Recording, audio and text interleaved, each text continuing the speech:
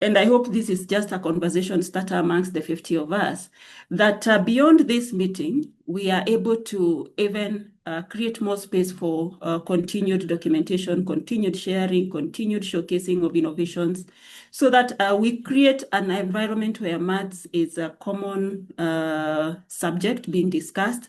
It's also discussed in very familiar, and very friendly, very exciting conversations, not as a subject that is to be feared.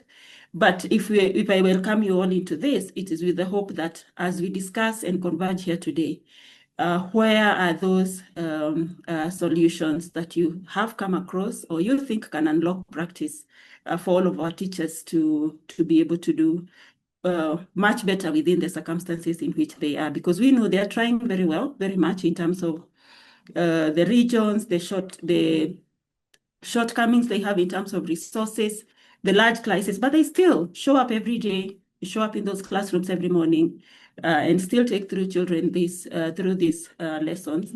But the onus now is on us, is as we celebrate them, let's also bombard them with our appreciation by elevating innovative practices that work. So in this webinar, this is basically just a conversation amongst, equal partners to help us, facilitate presentations and sessions that will help us deepen our understanding of this very critical subject. So I welcome you all and looking forward to engaging throughout the conversation. Back to you, Walter. Thank you, Virginia. We have a slide on screen that has been shared. We want you to help us share a word that describes your teacher. And what you need to do is just take your phone and scan the code that is there. Once you've done that, you can type in one word there, and then we'll show this as we go on. So please take your phone and just scan.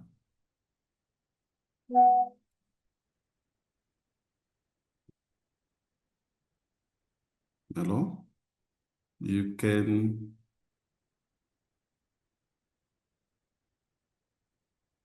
scan.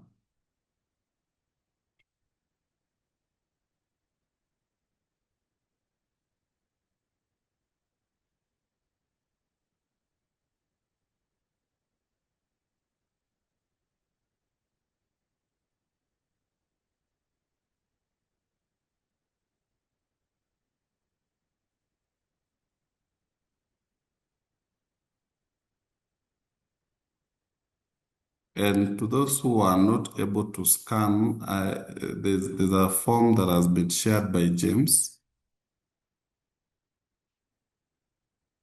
So you can either click on the form that has been shared by James on the chat, or scan this form to fill in to share a word that describe your teacher or even one of your best teacher at school. This is for us to celebrate the teachers who we've had and those who have made us to be those who we are as we are at the moment. And as that would be going on, I think, James, you can move to the next slide.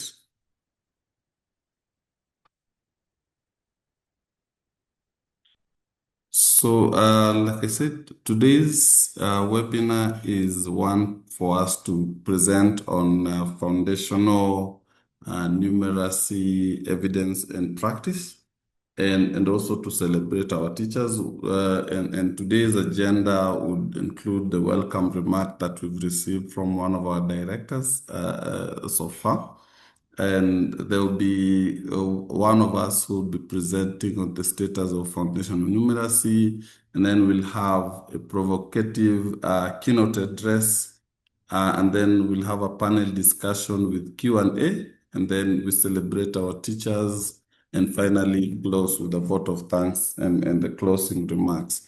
So we intend to make this session as interesting as possible, and we believe that you will enjoy it as much as we will over here.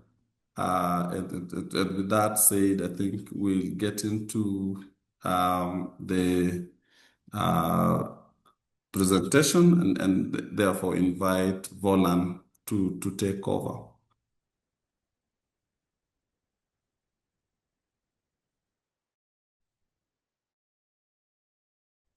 Yes, thank you very much, Walter, for this. That's such a good introduction for the team and laying the background for the work that we do and what you want to present here. Just to introduce myself, I'm Volan Ochin. I work at ZIAFRIC Foundation within the Directorate of Innovation and Practice, where I need implementation of programs, and specifically this specific work lies under my docket. And so where we position ourselves is looking at the space of foundational numeracy in this country and looking at it from the lens of what informed evidence-informed strategies are out there that need to be emulated or co-opted in the practice of teaching foundational numeracy. Next. Next. Yeah, so we are coming from the space of a gap where globally we see that over 60% of children who complete primary schools complete this without attaining the basic numeracy skills. And this is even more dire in the context of low and middle income countries where Kenya fall. For instance, in the 2020 national report, we just see that a very high number of learners at the primary school level, that is about 95% of these learners struggled with the level 4 math competencies. That's a gap that calls for action and needs to be addressed at the very agency, with the utmost urgency in this context. And so that called for an action from ZIAFRIC team, given this data, where we are. And so we felt like we need to understand from where is this challenge emanating. And this led to the formation of a study, which we call the error analysis work. And the error analysis work, from that word itself, we wanted to understand. Allow me to keep this camera because I'm being notified that my internet is shaky. So let me keep the camera off. We wanted to understand from the space from where we sat, what were the challenges that were prominent in this space. And so we dug on the error part. So from at the foundational level, to see what are the common errors that learners make at the foundational level.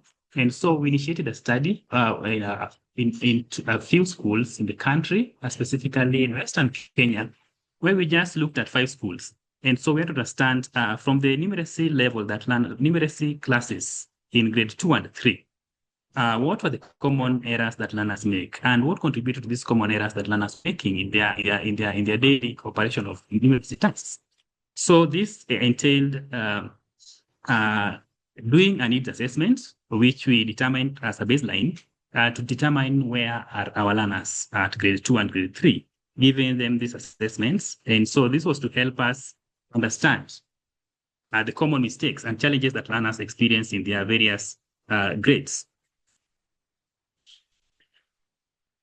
So in this intervention that started in 2024 in October, running through a 6-week period, ending in March 2025, we had an intervention where we first, to help us determine what the space, how the space looked like, we undertook a needs assessment to help us identify what are the common errors or mistakes that learners make at the foundational level, and specifically this is grade 2. And the components of this intervention looked at the development of teacher resources, including lesson plans, to help us see what teachers were doing and how what they were doing were translating to the outcomes that were being observed. The intervention also entailed training teachers, and this was on training teachers on how to identify the errors that learners were making in maths. And then working backwards from those errors, how they would address those errors, going backward to the right solution that was desired. But then we also saw that it was important that to complement the teacher training approach, we needed to undertake the classroom observation or classroom ongoing support, which entailed offering individualized learner support, adopting a community use of practice in these spaces, and even embedding an error log approach where teachers would document errors that learners were making within, let's say, in a week, and they would track those learners across the space, looking at how are learners transitioning from the errors that they made to the desired outcome as they graduated over time. And this was summed up by a monitoring approach where we are monitoring the classrooms to see that the training that teachers acquired from the training sessions were actually being factored in the instructional practice at these classrooms. So as I've mentioned, this happened in 5 schools where we had baselines. And then we had these studies in 2 grades, that is grades 2 and 3. And that is 2024. But then we were only focused on grade 2 and 3. Now, given that in 2025, the grade 3s were moved to grade 4, we were now left to with grade 2 that moves to grade 3 that was assessed at end line. So I'll be presenting the feedbacks or the results that emanate from a match group that, what I can say, the group that were tracked from grade 2 in 2024 and the group that were also assessed in 2025 now as being grade 3. What you're seeing on your screen is the tool, what we call the learner assessment tool that we adopted or deployed to the grades that were focused, taking into account that this was also in line with the curriculum that was required for this grade level. So on my left, you see what we call the baseline assessment tool. And then on my right, you see the endline assessment tool.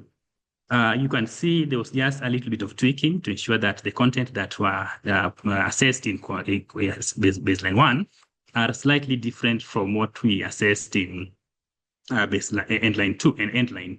And this was specifically to help us ensure that learners did memorize, but they were able to master the ability or the content that they were being trained on and be able to execute these tasks.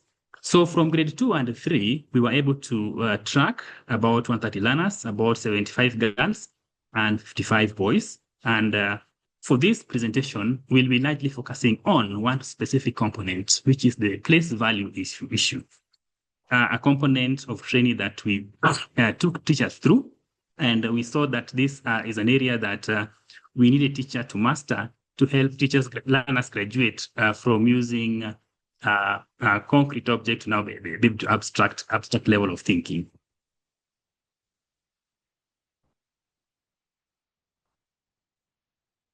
So on the results section, what you're seeing on your screen, and as I mentioned, this is a result for about 130 students who are tracked across the 5 schools. And this is for, as I've mentioned, grade 2 in 2024 and now grade 3 in 2025. We see at baseline, the most common approach that was adopted here was the use of dots. In a preceding slide, you'll see the use of dots, how these were deployed.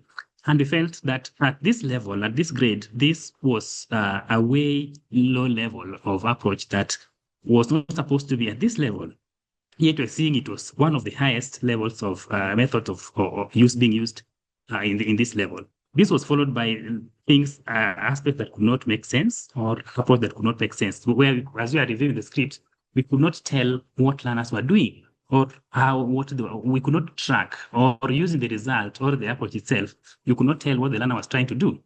Now, when you track this, including after as we were intervening during the intervention or post intervention, we could see that there was a gradual decrease, a significant decrease in the use of dots, and then there was a high increase in the use of place value. Because looking at the place value as an approach is something that is coming out as very strongly linked to getting the desired result for the tasks for these levels. Now that is focusing on the addition, because we deployed, as I show you there, 6 different tasks, of which 3 were addition and 2 were subtraction. So on the addition, this is the result that you got. This is what you're seeing on your left side. But then as per subtraction, we are seeing that still the use of dots was still dominant at baseline. Then through following this through to endline, we can see that there's a gradual increase on the use of place value. We'll be able to see what portends for place value as we move along. So the next slide.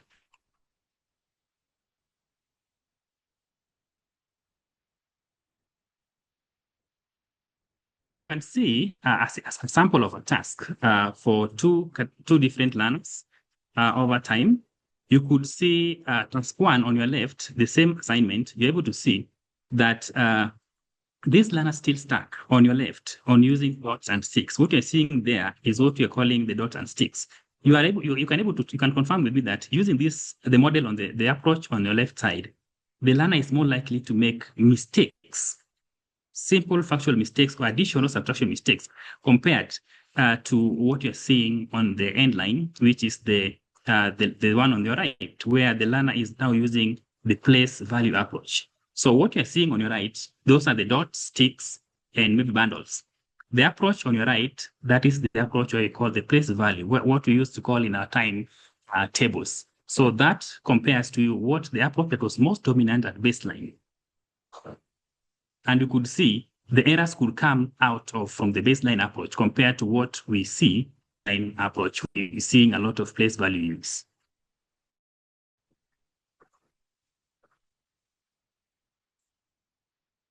Now, when we look at evolution in terms of how learners performed in terms of their errors, I'm referring to how we tracked the learners that we're able to track.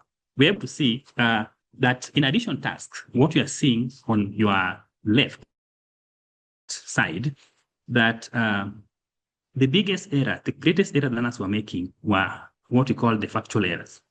Now, in simple terms, what we classified as factual error, this included things like where learners had very limited or lack of basic understanding of number facts, or where learners could either not able to differentiate signs and mathematical signs. So if it's addition, the learner could not differentiate what addition does, or if the subtraction, what subtraction sign does. The aspect like skip counting, you saw on my left in what I presented, the sticks, it's very easy for a learner to skip count. And that were coming out as some of the errors that learners were coming out strongly from the learners' work. And you're seeing that with the moment a learner has made a factual error, it is most likely that the learner will make more of what we refer to as procedural errors and the conceptual errors, because those are quite higher order level thinking. So procedural errors that we also identified, this include learners being like forgetting to regroup. So if you're adding, let's say 11 plus 10, or 11 plus 9, and you get 20, the learner is forgetting to carry, what we refer to as carrying. That's the regrouping aspect. So inability of a learner to regroup, that contributed to a procedural error. So the moment a learner is making a factual error, you are likely to see that this learner is more likely to make a procedural error, because the factual error is the most basic. So if you're able to make a basic error, that shows that a higher order error, like procedural error, is more likely to be made by this learner than. And the procedural error not only limited to issues to do regrouping, but also performing incorrect operation. Not aligning, for instance, if as a task as a decimal point, not aligning rightly. And finally, we also had the conceptual error, where learners were able not to understand the concept of place value, where tens should fall or ones should fall, referring to the table that I showed you above. That was for addition. Looking at subtraction, we are still seeing the same aspect, the same issue emerging, where factual error was most dominant. Now, post the intervention, we could see that at endline, you could see the factual error has reduced. And now we're getting more correct responses, and then making more of less conceptual errors.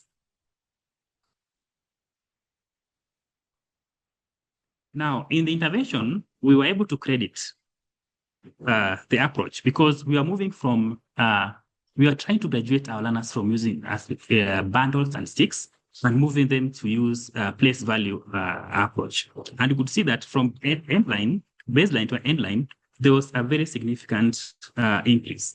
So you look at addition, for instance, you could see that at baseline, there are only 26.9% of learners were able to get this right.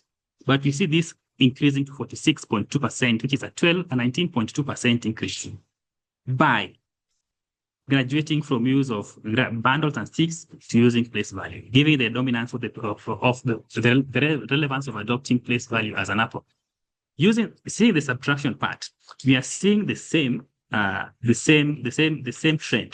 where 12.1% were the learners were able to get items correctly, and you're seeing a 27.2% increase by a percentage increase point depending on this approach.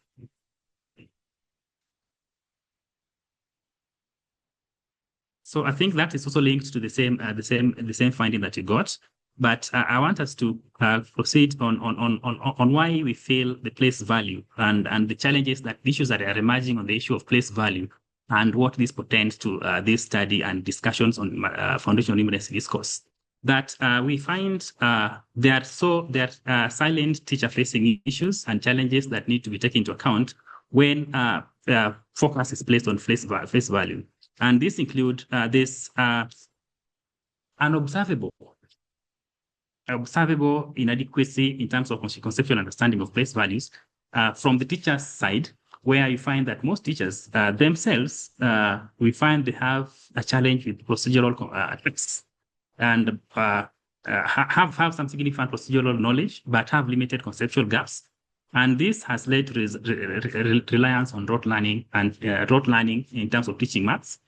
This builds onto or links to the kind of outputs or outcomes that we see from our learners. Because if a teacher doesn't have those kind of competency desire to help us achieve the desired competencies in terms of foundational numeracy and specifically on place value, the same is going to be replicated on the learners that we see. So this calls for capacity strengthening on this space.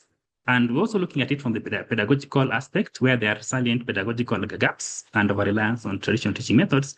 And here we see instruction that largely focus on abstract symbols for early years level, without moving these learners through to concrete levels. On the learner-facing side, we would see that an area that calls for action is the abstract nature of the concept that is as presented by teachers that we interacted with. And this, where the place value involved is involving understanding of positional significance of digits, but which are equally abstract. But we found that foundational learners struggled a lot with linking these numbers to quantities. And this made it difficult for learners to get right the place value component in terms of mastery. Then there's also the limited foundational number where we observe weaknesses in early counting skills, a space that call for more action, and regrouping was a critical area that made the results come out as we saw. And this called for learners to, for example, if you have learners who are able to count to 100, but they have limited understanding of where 0 falls, and the first 0 fall as 1, the second 0 falls as 10, and then 1s as 100s, you find that is also presenting a challenge, because that is what contributes them able to master what is place value and how to execute tasks that entail the use of place value.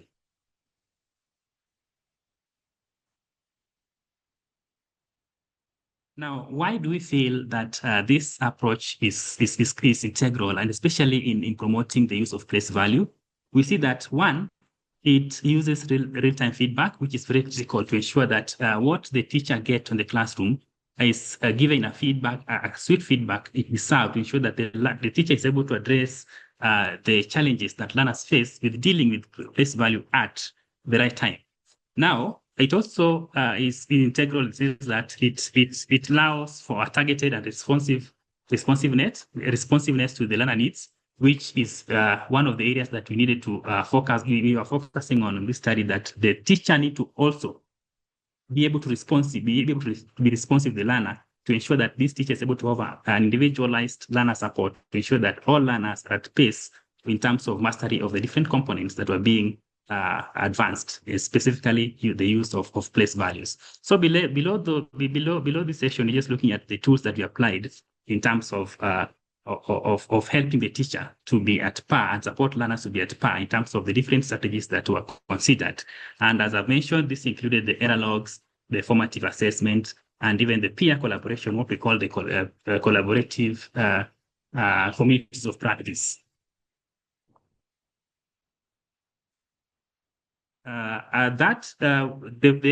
This strategy is recommendable because it's focusing on the scalability aspect and the sustainability part. But I don't need to belabor much on that because that speaks to the previous slide, linking us to now the critical area of focus and the big questions that we need to focus on that could drive us onto the next session is then how then do we need to have education system that build a sustainable teacher capacity and support structure that ensure consistency and conceptually grounded teacher in terms of place value across classroom and over time. And then secondly, what systemic and classroom level strategies can we ensure are sustained to ensure that the learner is engaged and has a great mastery of place value to enable these learners to build strong numeracy sense at the foundational level for future mathematical learning. These critical questions are very critical to help us understand the relevance of place value to ensure that we have great understanding and learners have great understanding of the math level in terms of foundational learning for place value aspect. Otherwise, I thank you for this level and I wish you all the very best.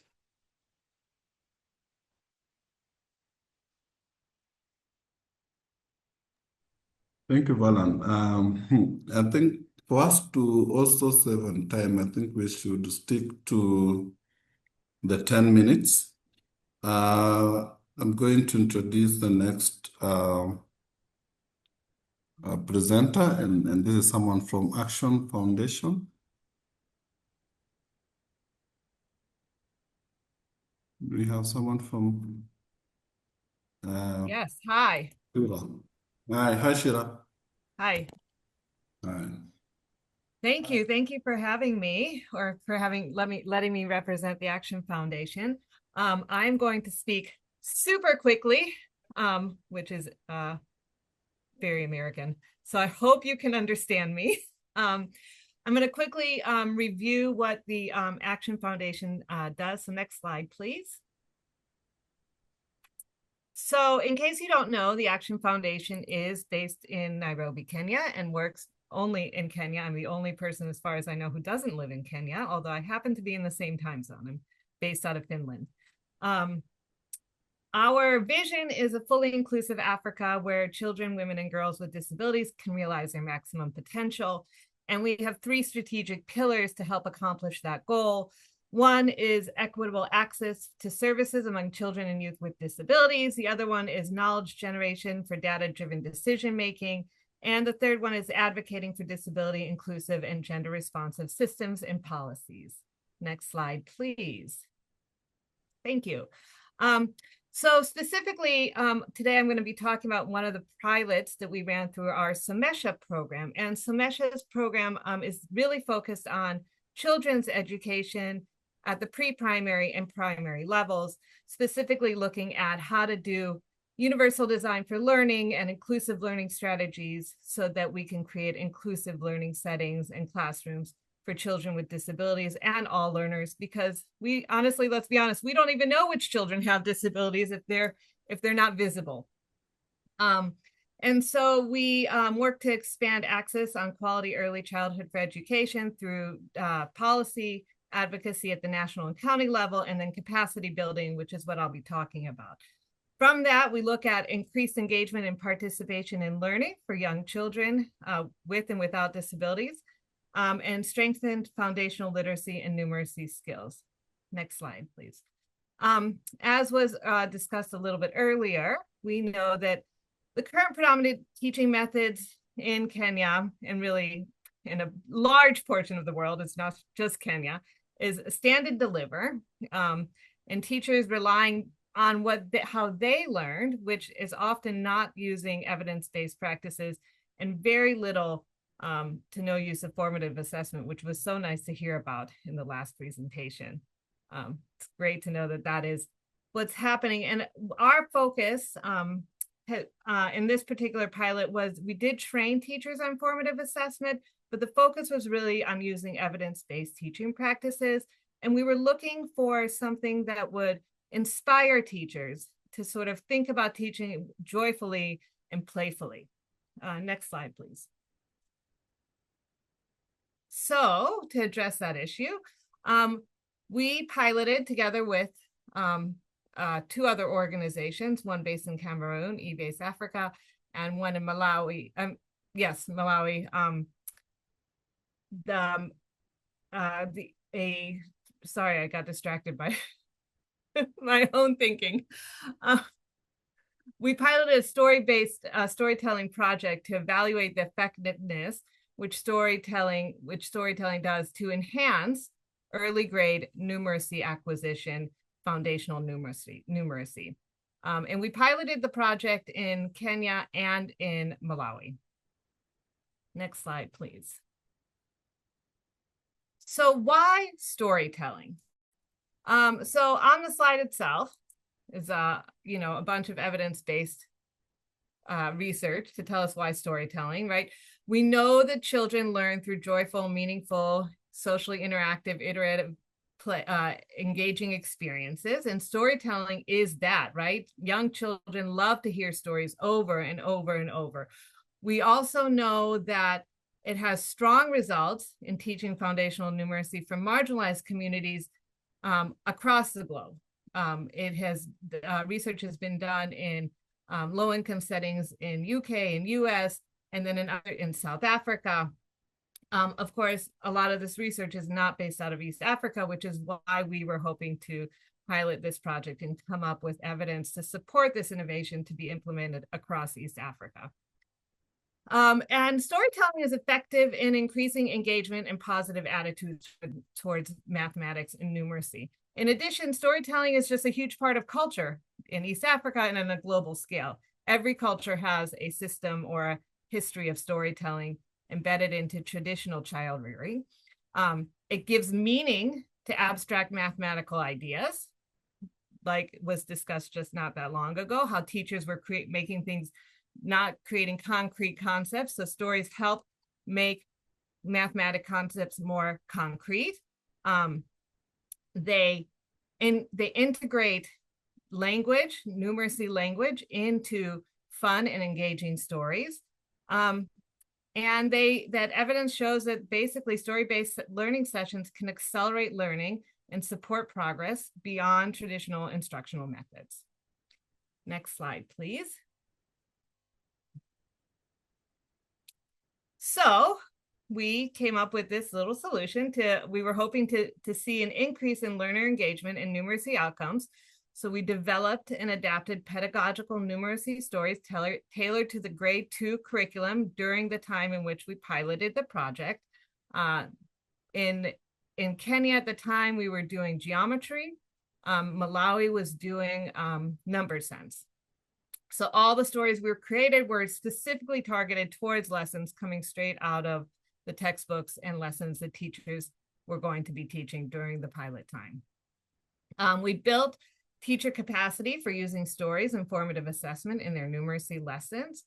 And we conducted action research to evaluate shifts in teaching practices and in learner outcomes. Next slide, please. So what we found was that the stories had to be short and sweet. For time's sake, I'm not going to read the story, but this is a cute little story that we wrote about Miss Juma and her mango trees and her fruit trees and the kids who wanted to come and get fruit from her trees, and they had to count. It's important to note that stories are different than word problems. They have a beginning, a middle, and an end. And while the stories are fun, they were often accompanied by a fun and playful activity that came after the story. So for example, in this one, following the reading of the stories, teacher would divide a class into groups. And we know these groups were quite large, right? Because many of these classes had 80 plus students. And each group gets a container with 60 fruit counters in them. So a counter can be a small stone that they pick up from outside their classroom, and ask the students to group the fruits into tens, these stones into tens, and then count how many they have all together. So basically reacting out the story and accompanying the story with a hands-on playful activity.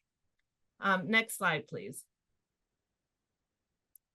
So the research methods that we used, just to cover that quickly, was a mixed methods approach. We did teacher observations. We did key informant interviews, pulse surveys with the students, and learner assessments based on the curriculum and learning targets. Baseline, midline, and endline were conducted. 150 grade 2 learners from 5 classes, including one of those being a control class. And then we selected 30 learners per class as a small sample because assessing all the students turned out to be quite time consuming. We did classroom observations, teacher audit checklists in all pre, mid, and post and endline. And we looked at learner performance in measurement and geometry for Kenya. We also looked at behavior and attitude changes and classroom management from the teacher end, as well as learner engagement. Next slide, please. So as you can see, we had some pretty great findings from our pilot. We have our control schools and then our intervention schools, but engagement and participation went up significantly from 25% to 65% from baseline to endline, while decrease shows some decrease from the baseline, and the decrease would have to do most likely with somebody help me out with the scientific term for this, where the observer creates an increase in engagement. There's a term for that. I'm blanking on it right now.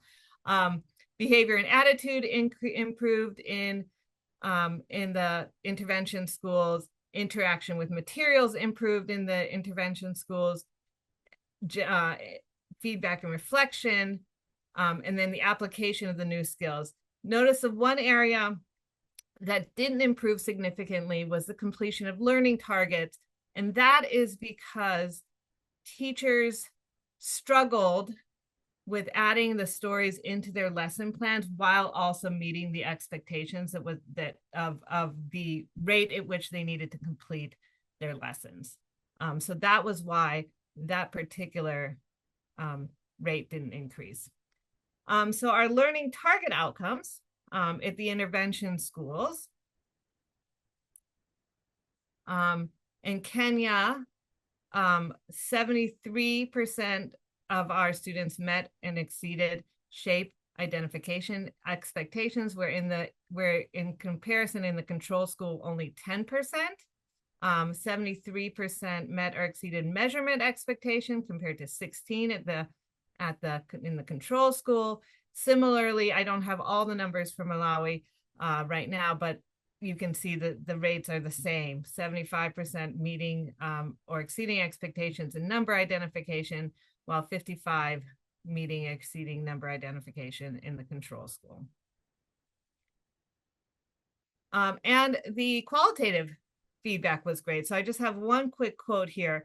The storytelling method completely changed the narrative. Students who used to fear math now engage actively. And to me, in some ways, for grade 2, that says more to me. And I was, by the way, I was a teacher for 15 years, a special needs education teacher. That quote alone says more to me than the learner, the learning outcomes. Because at this young age, we want learners to love learning. We want them to have strong outcomes. We also want them to love learning. So what were our lessons learned?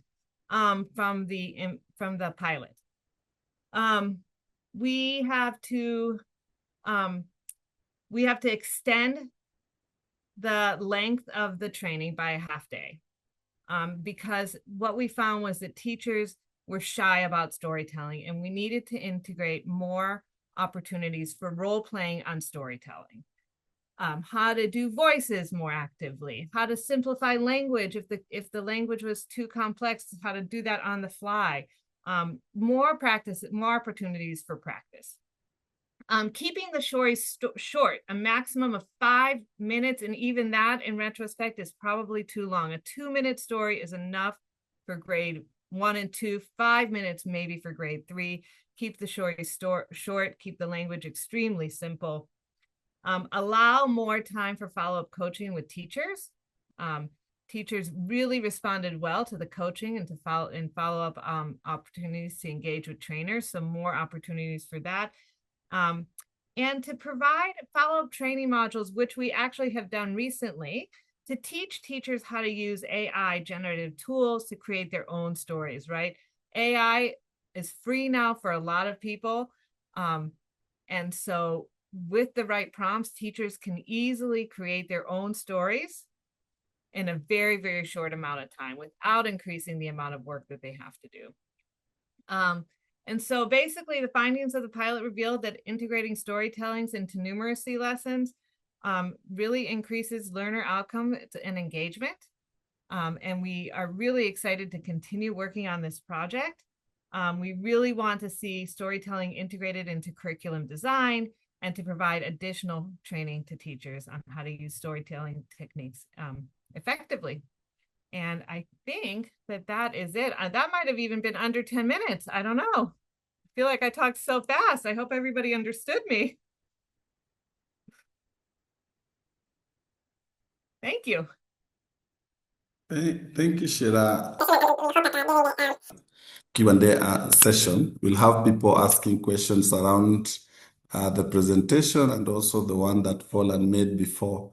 For now, I think I want to bring in someone to give us a keynote address, also picking on those various things that the two presentations have mentioned, and also to give us an overview around this area. So I'm going to invite Mr. Martin Kungania, who is the focal person for foundational learning at the Ministry of Education in Kenya, and also the one who convenes and lead the numeracy action team at the Lighthouse Coalition.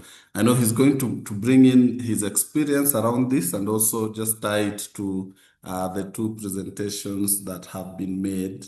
Karibu sana, Mr. Martin.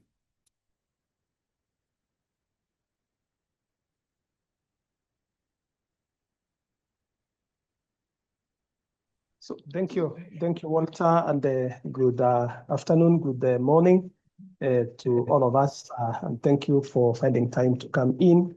My name is Martin Kungania, working at the Ministry of Education in Kenya, in charge of foundational learning. And thank you, Zizi, for putting this big team together, focusing on foundational numeracy. I'm glad to be here.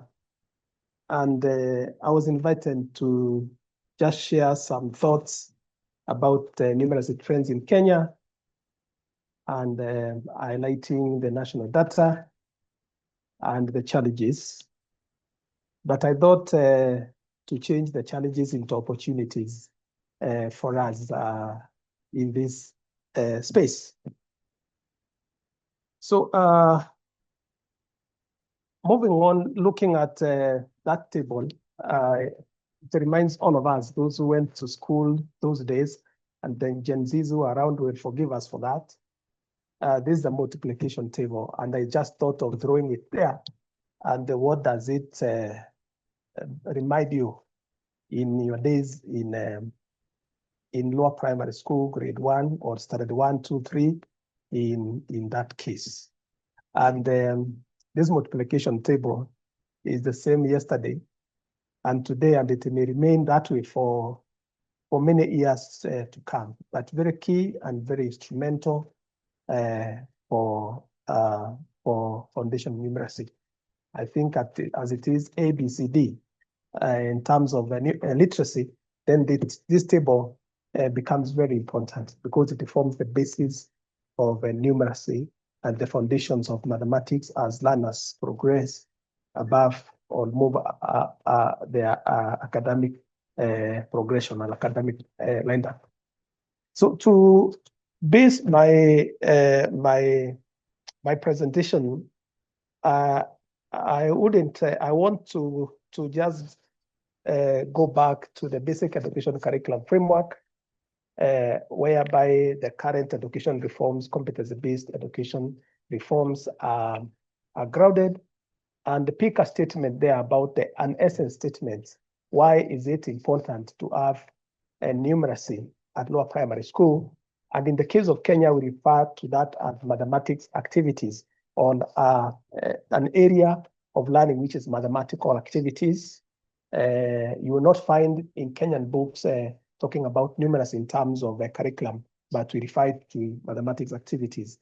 And the reason is that numeracy is very foundational, and all of us know who have been in this space, and it prepares for the future learning of these our children in this area.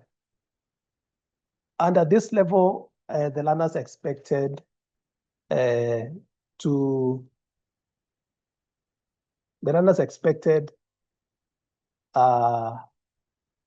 involve themselves in identification and value placement, issues of addition, subtraction, and multiplication. And the Volan has mentioned a lot about place value, which is very critical at this age that we are talking about. So the basic education curriculum framework, on what we call CBE, and in Kenyan, the common public is CBC. Those four aspects, identification, value placement, addition, subtraction, and multiplication, are very, very important for us. Now, when we look at the curriculum, I mean, the learning outcomes for the early years education, the learning outcomes, so all of them, they are put together. I think there are 9 of them. But I picked one which is relevant to our discussion this afternoon, that by the end of the early years education, that's by the end of the grade 3, the learner should be able to demonstrate basic literacy and numeracy skills for learning. And this is what all of us in this meeting, on this webinar today, and those who are not within ourselves, this is what we are struggling with. That we are seeing cases, and not few cases, but a quite number of cases, that learners, as they graduate from grade 3 to grade 4, they are not demonstrating basic literacy and numeracy skills for learning. And that is our contention. That is our issue of discussion this afternoon, and seeing how can we, all of us, work together. I'll just look at a few. I think I'll look at 3 main data, and then from there, we should be able to get to the second part, which is what are the opportunities that this data, having engaged with the data, what opportunities are there for us. So I'm looking at one, the early grade mathematics assessment. This is the EGMA, which was done in 2018. I've decided to go back there to show a case that we have had this challenge for quite some time, and this EGMA 2018 assessed proficiency, people's proficiency in addition, subtraction, and multiplication, and division, with subtraction being the key performance indicator. And the findings showed the competencies were at 76% for learners. I mean, the findings showed that overall improvement in mathematical competencies, of course, based on reference to the baseline, with 76.1% of learners meeting the 50% proficiency benchmark. from what was there during the baseline, which was done, I think, 4 years before that. This is the case, and we're seeing 70% meeting 50%. So you can see that there is a percentage which never met the 50% proficiency benchmark in numeracy. And in Kenya, we compare our mathematical benchmarks with the UNESCO mathematical benchmarks. What we have for the Kenyan case is the literacy benchmarks are developed by NEC, but for numeracy, we compare them with the UNESCO standards. So that is EGMA, and the gap is there, 76. We have about 34%. So almost 3 out of 10 children have not met the 50% proficiency benchmark. I move on to NASIMLA 2022. This is our last report. We expected this report, latest report, to be out by Kenya National Examinations Council.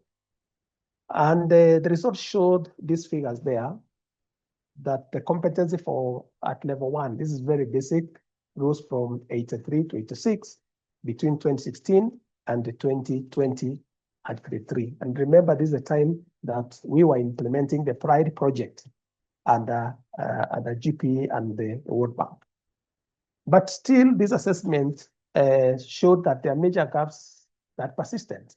94.6% of pupils failed to reach level 4 in mathematics. That is the bit of application, 94.6%.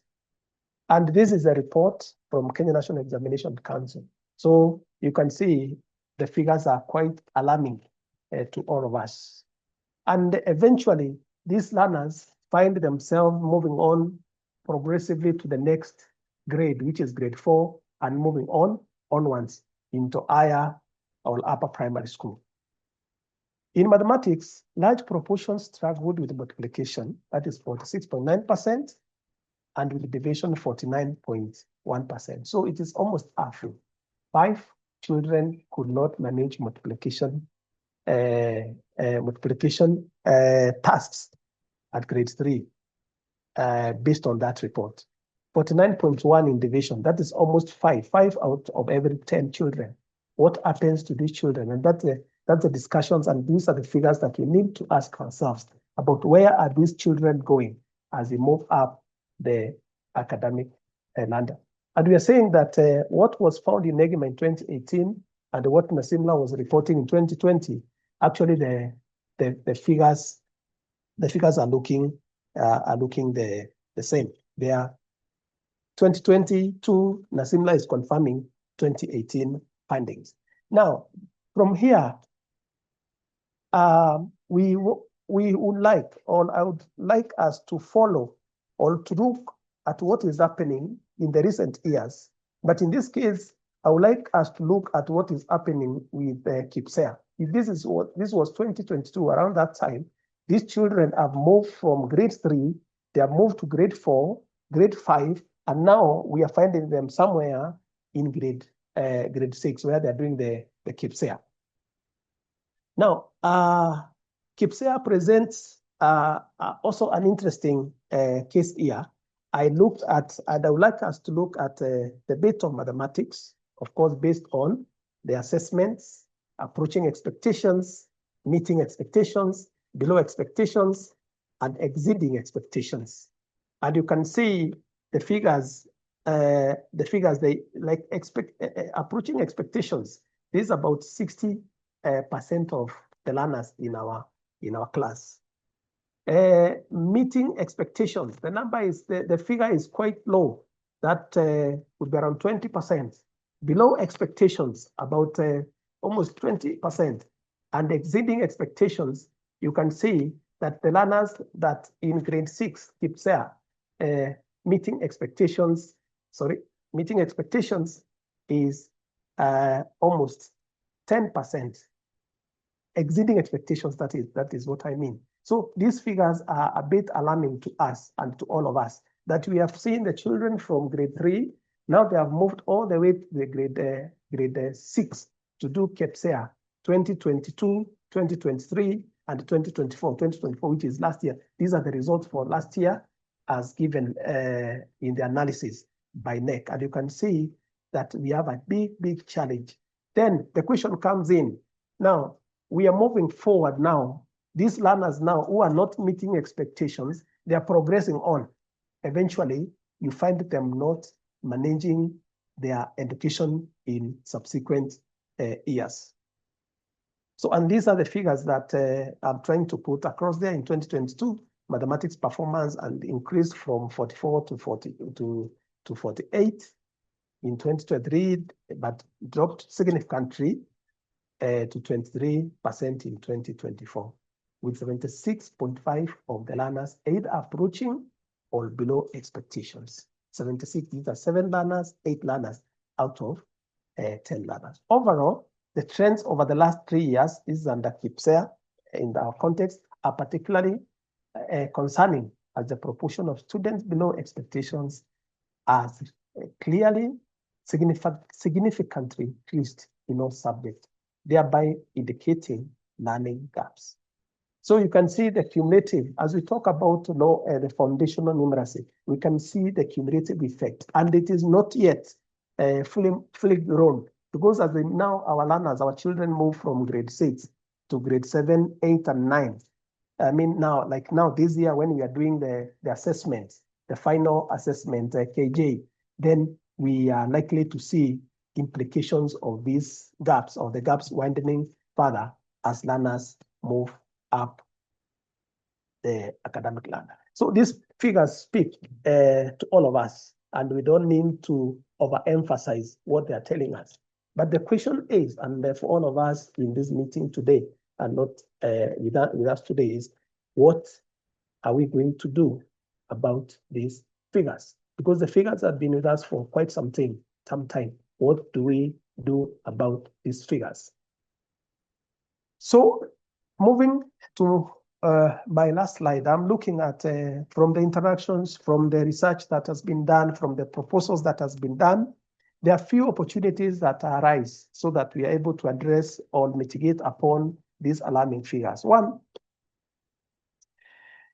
is making the middle tier present for teacher support. And we all of us, we need to see how can we further capacity build the quality assurance and standards officers. It may be referred by other names in other countries, the curriculum support officers or the pedagogy leaders, the end of institutions, so that they are able to support teachers. That is what I call the present middle tier, because in our case, yes, they are there, but still there are gaps within that middle tier. The national tier is very strong, but there's a disconnect between the two. And I think it came in when Volan was talking about classroom practices. Effective pedagogy is what we also need to rethink again. When we talk about the teacher teaching, what are the classroom practices that are effective for foundational numeracy, for that grade 1 child, for that grade 2 child? What are those practices? We need to identify them and see how we can take our teachers through so that the teacher knows it is this and not the other. 3 is a bit of classroom assessments. Also, assessment of learning. Is learning taking place? And this is the evidence that we are talking about. And assessment also for learning. We need to assess so that we are able to get information, evidence to inform me as a teacher, the head of the institutions, the CSO, that this is the information that we are getting. These are the results that we are getting from learners. How do we learn from this so that we improve learning in our schools? 4 is thinking about building of communities of practice. This is where teachers support themselves. And I normally say that a teacher is well supported by another teacher. And we have a good model example in Bungoma County. A few teachers have come together, whereby they have formed a community of practitioners, so that they are able to share experiences. They are able also to raise issues and challenges among themselves. We also have a national community of practice for ICT teacher champions. for primary schools and for secondary schools. And for primary schools, of which I'm part of that team, we have about over 550 teachers who once interact always 24 hours every time they are posting issues, and the others are supporting them.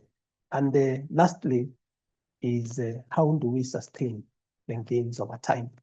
Because we have under a number of programs in this country, but along the way after the program closes, then we don't have strategies for sustainability to sustain the gains of a period of time after the expiry of these. And even the partners who are here, Virginia and the team from Zizi and all the other partners who are here, is I think we need to look at the opportunity of sustainability. How can we embed sustainability in our design so that it is not a concept, an effect, but it is part of the implementation of the project. And once the project is closed, then the momentum still continues. So these are the issues that are with us as Ministry of Education in Kenya, and the issues that all of us are here this day and other days to come, so that we are going to engage and engage constructively. So I want to stop there. Thank you for listening to me. Walter?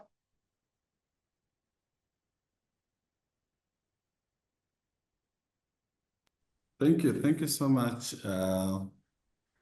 Mr. Mungania. Thank you. And that was one insightful presentation and insight around that topic. And we're glad that you moved away from looking at it from the negative side and looking at it from the opportunity side. I believe a good number of us have learned something, and I know there are questions that are coming, but we'll have to hold on so that we have the panel discussion and then have all the Q&A session at once. So I want to invite Lydia Cheget, who is going to be the moderator of the panel discussion, and allow her to introduce the team. Lydia, karibu. Thank you so much, Walter, and good afternoon, everyone, from whichever side you're joining us from. Glad that we are here to have this conversation. I will delve right into the panel discussion by introducing my panel members. If James, you would share the bio. So we have teacher Peter Bushnell. Peter is an experienced educator, an EdTech specialist, and he's dedicated to transforming teaching and learning through technology. And he has been part of the Numeracy champions in this country, specifically in Nakuru County, and he's very passionate about strengthening early grade mathematics through the use of innovative tools so that he makes sure that his class is very exciting. Let's go to the next person. The next one is an innovator, Anne Nyakenywa Gadura. She's the founder of Anne's Math Club, a transformative initiative. I want to tell you for sure that Anne is a born teacher, because that is not what her profession is. But Anne was part of a cohort of one of the Trevor Noah Foundation Changemakers program at the Regional Center for East Africa. And she has been recognized at the Zuri Award for her outstanding contribution to education and community impact. Next in the panel, we have Vincent Odhiambo Okech, who is a curriculum expert in mathematics at the Kenya Institute of Curriculum Development. He's an active member of the Numeracy Action Team within the Lighthouse Coalition. These are the people who will help us to design things that gonna be sustainable. And we also have Virginia Gindiru, who is a teacher by profession, and she's the director who leads innovation and practice at Zizi Afrique, a great mind to have in this panel. And last in the list, and she's not the least of them all, we have Dr. Ingrid Sapir, who is mathematics education expert. She's joining us all the way from South Africa. She's got great insights into what could be numeracy working wonders, not just in Kenya, but also in South to South coalitions. Her work has promoted collaborative ventures in the interest of the South African child. I want you to read South African with a tint because we are part of the South to South, although we are not from South Africa. She's currently based at the University of Witwatersrand as a research associate, and she's the head of maths at Balawande program in South Africa. That my panel of 5 panelists, and I welcome them to just, if they can be able to switch on their mic for 1 minute and their camera and just wave. We can see Anne, we can see Virginia, we can see Vincent, we can see Bushnell, we can see Ingrid. Good. So the team is here. And because of time, we go right into the conversations. And I'll start off with Virginia. Volan has just presented the error analysis study, and we also had the ALP study that reveals common misconceptions that learners have around place values. So what would you add to Volan's voice on the issue around place value in early grade years? Virginia. Yeah, thank you. Thank you so much, Lydia. And once again, good afternoon to all. And thanks to the presenters, both Action Foundation, but also Martin for bringing the national perspective into this. I think the data is already speaking, and which really opens up for us the space to engage around what then is the next step. But just a few highlights based on what we have seen. I think I would just want to mention 2 things, Lydia, around this aspect. We know we have an ambition for this country around 60% transition into the STEM pathway. And also we've been reminded about what is our essence statement in the curriculum that we are currently implementing. And these missions are possible if we do not address the basics. So I think my overall reflection around why foundational numeracy is a key area of consideration is because it's what will set us for success in achieving that target. But at the same time, we also know it's an area that is not very well understood, especially foundational numeracy instruction is not an area that is very well understood and very well taught in classrooms. And here I want to highlight the fact that in most, I mean, it could be different for South Africa, but for the Kenyan context, we all know that our teachers in training do not necessarily get specialized subject level training, and going deeper into the subject depth that is needed for them to interpret, translate, make sense of the experiences they have or the misconceptions they observe children making in the classroom. So I think place value, and not just place value, but the number concept and broadly speaking, the number sense issues are really critical for us to pay attention to, because if we are clear and are able to achieve that at the right age, early in life, then we are setting our children for success in mathematics. So those also just be my reflections around the evidence, but also pushing it a little bit further to connect it to the current way of doing things within the classroom. Back to you, Lydia. Thank you, Virginia, for picking it up on a high note. And I want to pose the next question to Vincent. Why is place value considered a cornerstone of number sense? And what are its deeper mathematical underpinnings? Thank you, Lydia, for having me on board. I agree what you're saying. The place value concept is the cornerstone of mathematics. It's true. We have to agree that at some point, the learners have to transit. And the transition has to take place from what we call the concrete learning to algorithm learning. this algorithm learning requires higher level of understanding of the basic mathematics. And this is the point where we bring in the element of mathematics, the element of place value. So place value now causes being the transition from where the learner is manipulating the real object to starting building the abstract thinking, which manipulates the concept as we move higher into the higher order operations. Because as you realize in the lower, we start by the number concept, which is identification, then basic operations. Now, as we move to higher operations like regrouping and the number value increases, it becomes very difficult actually to now start using the concrete objects. For instance, if you're moving to millions, operations involving millions becomes a big challenge. And therefore, using concrete objects, if you are to add 2 million, the learners it may not be very practical to have object 2 million counters be put together.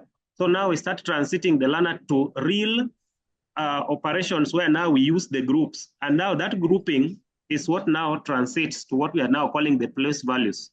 So the place value is the foundation stone for operations in the number concept, which is the numeracy. And that's why I agree with the findings that if the concept of place value is not well taught to the learner, then we may have a challenge. Thank you, Vincent. I would like to draw Ingrid into this conversation.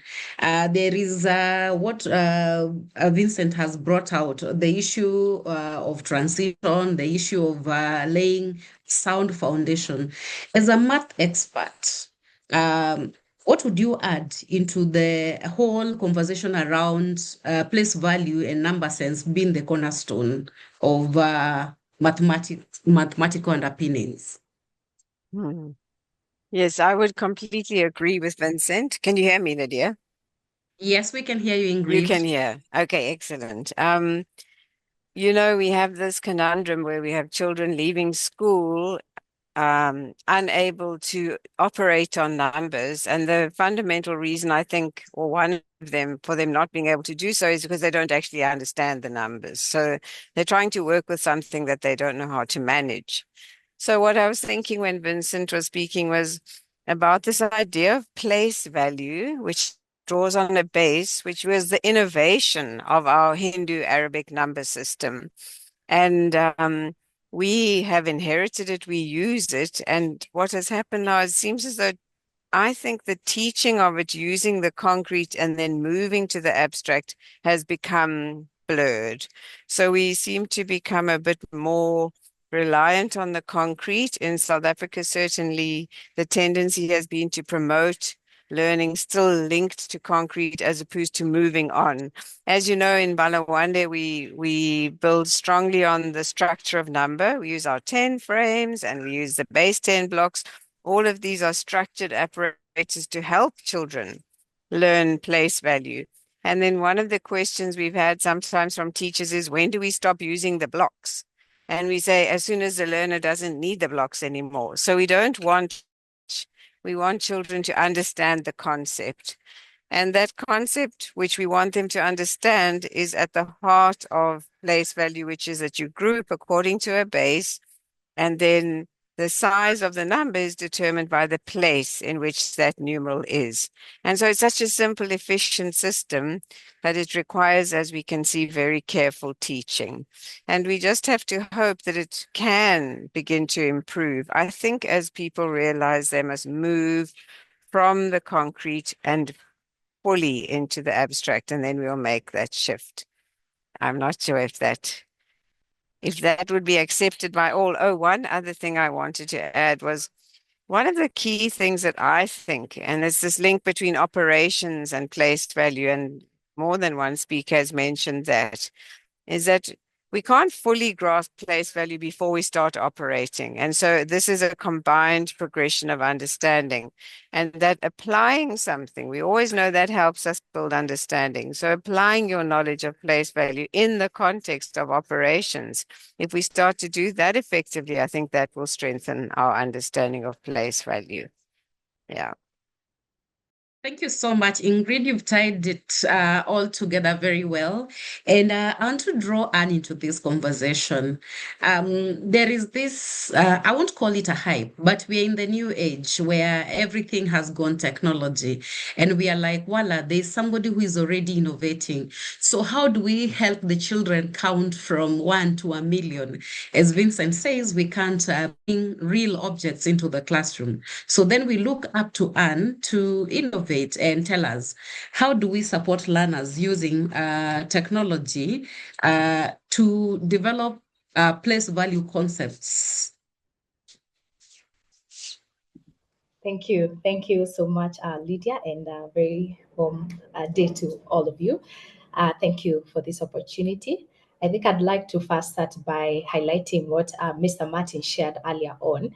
5 out of 10 learners could not understand multiplication. They struggle with multiplication. They struggle with division. And, when you talk about technology and innovation, and I like what Madam Ingrid has just shared, it brings me to the aspect of the tools that we can use in the classroom, looking at the abacus tool, yeah? If a learner can be able to do it practically, they can be able to utilize it, and especially at that age in the classroom, then it helps them to understand. They're no longer just memorizing, but they can be able to understand. And as they do that consistently, it therefore helps them to be able to understand that they no longer need this material.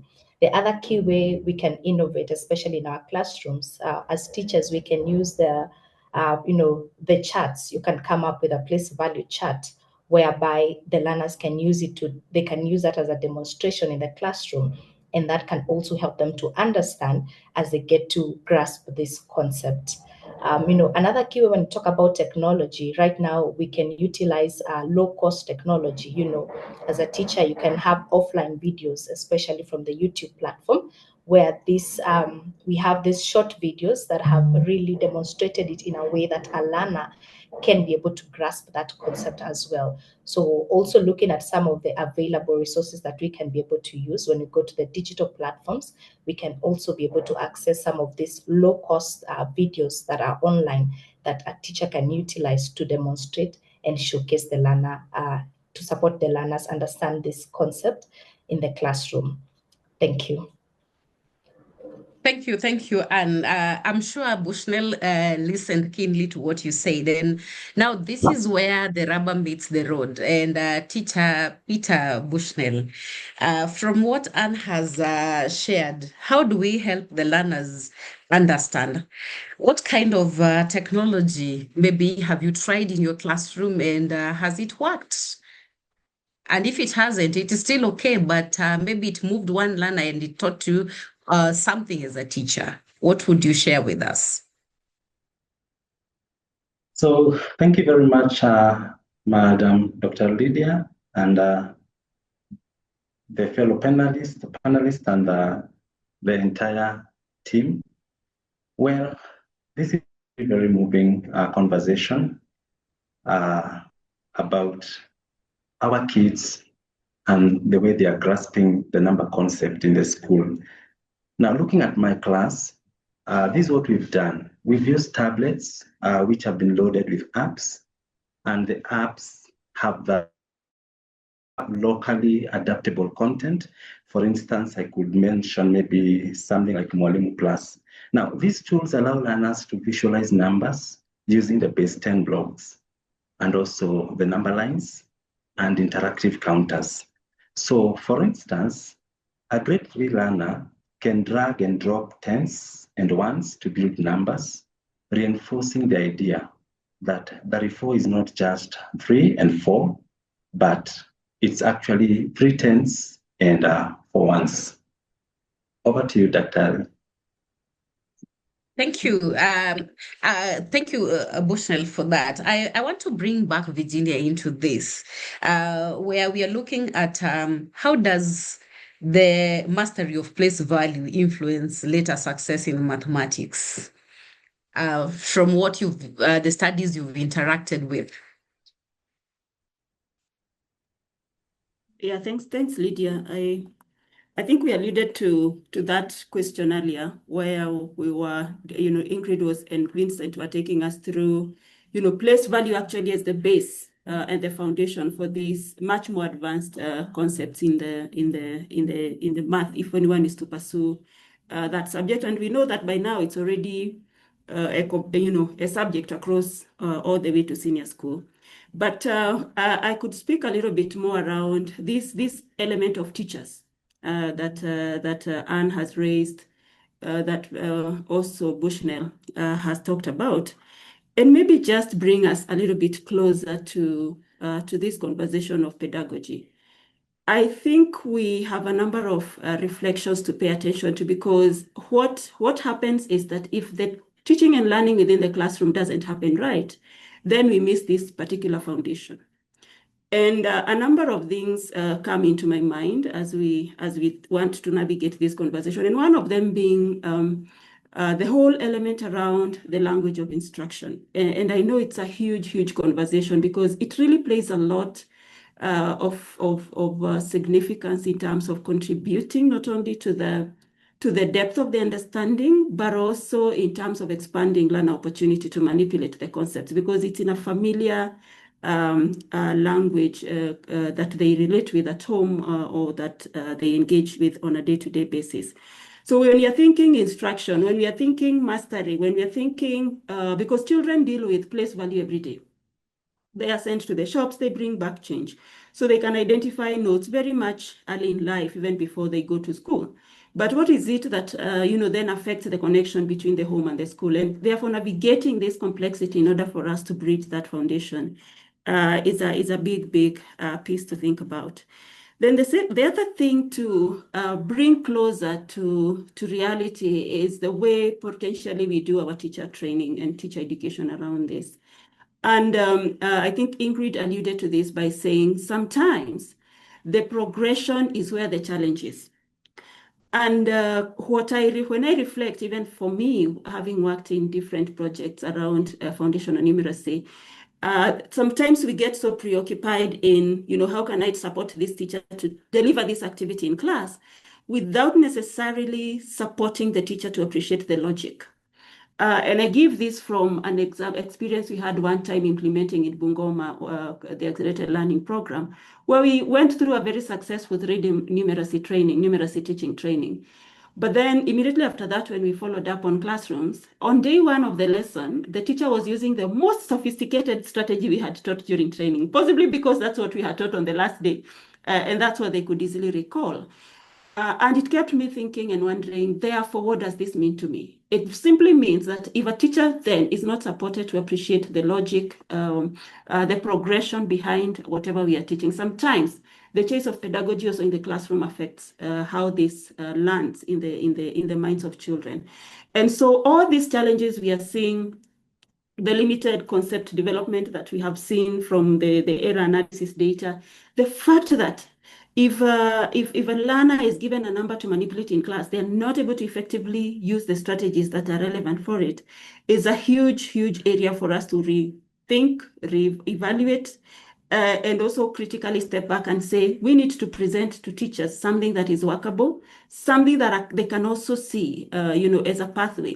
I smiled when Ingrid made her parting shot around, advising teachers also to assess when the child needs the materials. And it's a huge thing. That may appear as something really small, but it's a huge thing.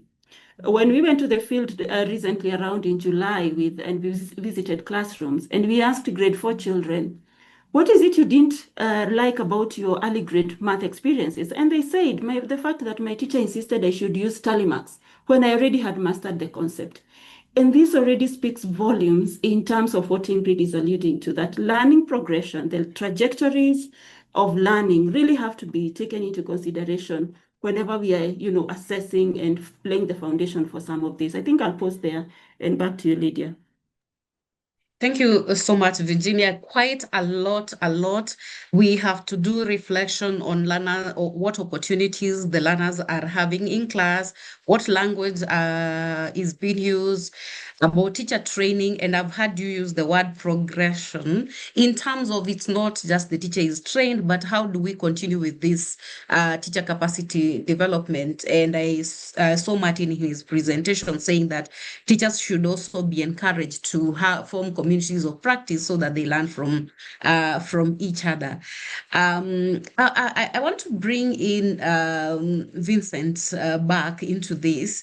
And Vincent, we are talking about having the learners move from one point to another one. And you talked about from concrete to abstract. So what are the principles that guide such decisions that a teacher or somebody observing a learner in a classroom should say, there is this transition from concrete to abstract? What are the principles? Thank you. Thank you. As you've said clearly, the transition of a learner depends on a number of factors. One, we are looking at the cognitive level. Where is this learner? And sometimes people mistake, I want to say teaching is mistaken that if you overteach, then the learner is transiting. The two are not the same. Where you find that somebody covers more concepts, imagining that if you cover more concepts, the learner will acquire more and develop more cognitively. Before you transit the learner from concrete objects or concrete to abstract, you must reach a level where you believe the learner has acquired the required competencies to enable the learner move, transit. It might take long, but it is quite in order that before you transit the learner, the foundational skills or the concept required are already mastered.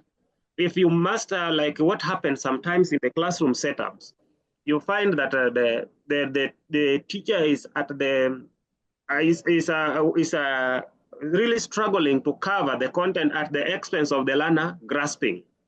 So in the curriculum development, we are looking at when we are developing the curriculum, our focus more is that the prerequisite knowledge and skills are already covered. So that is what we look for. But now when it comes to implementation, because it is the point where now the assessment as learning becomes very important for the teacher. In the implementation, is the teacher who now decides that the time for transition has come. It might take long, but it is important that the teacher makes that judgment based on the performance or the skills acquisition of the learner. I think that is it, Lydia. Thank you. Thank you. Ingrid, I would like you to follow up on what Vincent has said and add to it on how can teachers be supported to strengthen their own content knowledge so that Vincent has said that I, as a teacher, am accused of not focusing on the curriculum, which tells me this prerequisite knowledge is required before you move the learner to the next level. And also he says, I, as a teacher, also makes a mistake by overteaching the learner, teaching them too many new concepts at the same time, like pumping a lot of information in them. So how can we support teachers to strengthen their own content knowledge? I think your panel questions are so excellent, Lydia, and pulling together the logic of the presentation so nicely. I just want to draw on what Virginia said about we need to appreciate the logic of the flow. The teacher needs to appreciate that. And then Vincent made that much more explicit for us in terms of the teacher then knowing when to transition, when to understand which prior knowledge is needed. So in terms of building their knowledge for that, so I've made notes of those things. And I think, we need to build the teacher's higher level understanding so that they then can learn how to apply it and break it down in the classroom. And here as well, it becomes that complex thing of a teacher making professional judgments which are different for different learners. And that's why teaching is such a very difficult subject, because not all the learners are progressing at the same rate. And those children who said to Virginia that they were a little bit frustrated because the teachers continued insisting on them drawing tally marks, It's a tragic situation, and we see it in South Africa as well. Children are still because this is what I find really astonishing. I think they think the teachers want them to draw those things. And there must be some communication that makes them believe that, because if you push them not to do it, they are perfectly capable of doing those computations without the drawings.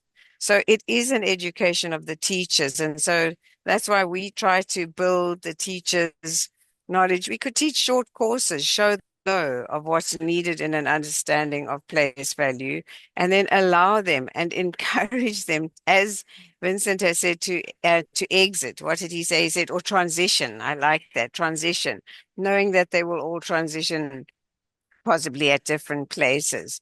But it's so subtle and so complicated because of the different levels of children in the classroom. So it's not an easy job. And then we seem to just do the one size fits all, keep doing tallies, slow everyone down, and we're ending up in a problem situation. And finally, I think using error analysis, which we were heard about earlier, I think that is a powerful tool that we could teachers understand and use.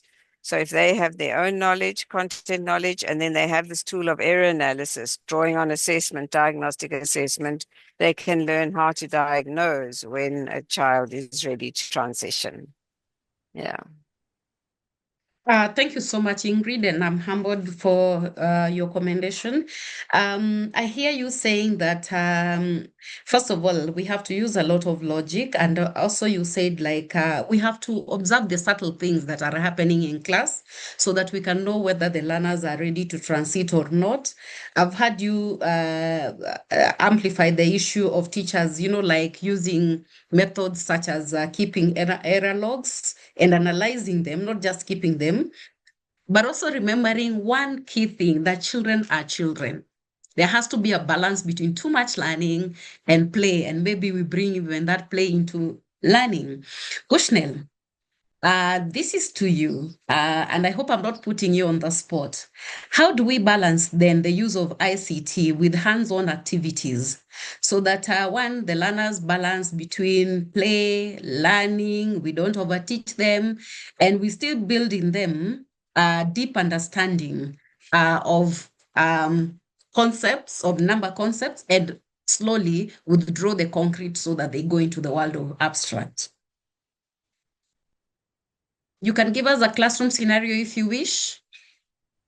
Yeah, thank you, Dr.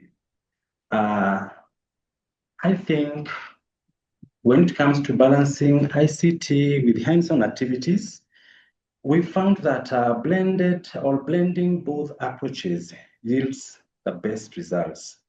For example, a lesson might begin with maybe physical manipulatives like the bins, the bundles of straw, to now towards grounding the concept. And this one will be followed by maybe something like a tablet-based activity to reinforce and also extend understanding. So teachers will guide learners to reflect on both experiences. For example, asking them, how did the app maybe show tens and ones differently from your straws? So this helps learners to connect abstract digital representations with concrete experiences. And the key here is intentional sequencing and ensuring that ICT doesn't replace tactile learning, but what it does is that it actually complements it. So in Kenya, and also in our classrooms, access to these devices remains a challenge. But even if a class has one device, or one device per group, or even a class is using a projector, I think meaningful ICT integration is possible. And what matters most is actually the pedagogy that is behind the tool. Back to you, Lydia. I am just in love with the words that you bring to the fore that makes us want to the minute we leave this webinar, we want to go and check them out. I love the idea of blended activities, tactile learning, and sequencing, and the teacher being intentional. I think it flows very well into what Ingrid had said earlier. And we see a teacher who is in the present. Bushnell, congratulations for that. And you see what our struggles are between actual things that we can touch so that we have that tactile feel and technology. So I'll ask you two questions in one. Give us examples of some of the very impactful innovations that are on top of your head that I can use with young learners. And secondly, as you wind up, please tell us, how do you balance between innovation in such a way that you cater for low-resourced areas or low-resourced classrooms? Welcome, Anne. Thank you very much, Madam Lydia, for that question. And going back to, when we think about innovation, allow me to just recap on what Peter has mentioned and focusing on ICT, looking on how we can incorporate these digital tools in the classroom and how the learners can be able to use them. And when you look at the 21st century learner, they are more of, visual is very, very key for them. For example, for low resource settings, when we think about privileged learners in those areas, they might have the smart boards. But when we focus on these low resource kind of settings, we can have, if the teacher can have one projector, that can act as a powerful tool. When we think about the tablets that we can incorporate in the classroom and the learners can be able to share. And when I think about these tools as they are using them in the classroom, it guides me on the 21st century skills. The learners, they're able to learn, collaboration as they're sharing this device. They're able to learn critical thinking, and that also is very, very key as they work on it. Another key innovation in my context, we have partnered with Elimo Shop, and they have designed a mathematics board game. It's actually one of the key innovations in Kenya. And what they do with that board game, maths board game, a learner is able to think critically as they are able to, form an equation, a maths equation, and that helps them in their creativity aspect as well. So I would also recommend having these key tools like the maths board game in the classroom that helps a learner to be able to think critically. Maybe if you could just recap on the next question, sorry. Yeah, you've given us examples of examples. I think you've answered the two questions because the one was for low resourced areas, and then the other one was what are some of the so I think you've touched on the two, unless you want to add something. Thank you. Maybe just again to go on the low resource areas, allow me to take it to my context as a lady who runs a maths club. What we do, we work with, when I look at the 2 Sigma problem, that is what we are trying to solve, because you find that learners who get the one-on-one support, especially in a subject like mathematics, they're likely to excel better compared to a class setup. I remember when Shira was sharing, she talked about the 1 teacher to 80 learner ratio. So if we can be able to have these groups in our context, the learners who come through and we are able to guide them, they're the ones who come back after they finished school and they come and join these sessions, community sessions, and we are able to put the learners in small groups according to their abilities, and therefore we are able to guide them and meet them where they are. So I would think about this grouping kind of aspect, and especially to meet learners according to their level and to be able to support them. And I think Vincent talked about that when you think about the transition aspect. So if you can be able to support a learner at that aspect. So I would also highlight on group aspect level, that can also be very, very key. Thank you. Thank you. We are doing the last round because of time. And again, I'll begin with Virginia. And Virginia, would you please talk to us? You answered this again, twin question. One is on the role of formative assessment in the improvement of numeracy at foundational level. And the second part of it, maybe you could tell us some of the misconceptions that have continued to emerge around numeracy. Yeah, thanks. Thanks, Lydia. For this, I'll keep it short just to also leave some time for the other panelists in light of the time that's available. But when I think about formative assessment, I think what for me as a practitioner, I'm always asking myself is, first and foremost, what do my teachers have? So for formative assessment, I think it helps if we are able to support teachers to begin with what they already have. They generate a lot of data in the classroom every single day. They give homework, they give in-classroom assignments. How can this be used as an intermediary, or as a data source for them to be able to support the change in practices on a day-to-day basis? So capitalizing on what the teacher have and experiences on a day-to-day basis, I think would be a very powerful way in which formative assessments can support in improving instruction. But then the second one is that data should always inform instruction. If we move from the data that's already teacher generated through the day-to-day teaching, whatever other data that we are generating or any other formative assessments that we are conducting, they really should be used for decision making. I think we always have a tendency not to complete the loop, and we generate data up to the point of scoring and getting the scores. But rarely do we bring it back to ask ourselves, what is this data telling us, informing us about the points at which we need to change our practices, improve the way we do things, and align our instruction to the levels of and the needs of the children. The third very quick one is, it would help if these benchmarks, if these transition points, if these inflection moments are known and clear. And I'm really hoping that even through our Numeracy at Scale initiative, Ingrid, with you, and leadership from other people, we are able to document a simplified blueprint of that teachers can just have a look at and say, when I see this in my pre-primary one child, I am aware that he or she is making progression in the right, because it's possible to make it. And maybe it starts just by looking at our own curriculum and seeing what Vincent and the team have proposed as the milestones for the building of these concepts. And then number 4 is that, for me, I think formative assessments are a very valuable tool when it comes to supporting and promoting reflective practice. It is the only way. It's only if we have data that you're able to engage really meaningfully on a constructive conversation during these reflection sessions. So supporting teachers to advance this level of data use, starting with what they have, but also sustaining a culture of leveraging whatever already exists. Like the termly assessments that we do every end of term in Kenya, they are so very well aligned to the number concept. I think the first question in Kenya, in a Kenyan standard mathematical assessment, we know it tests the number concept. I think the first 3 or 5 items, they test the number concept. So they already are kind of aligned to the progression that we've been talking about.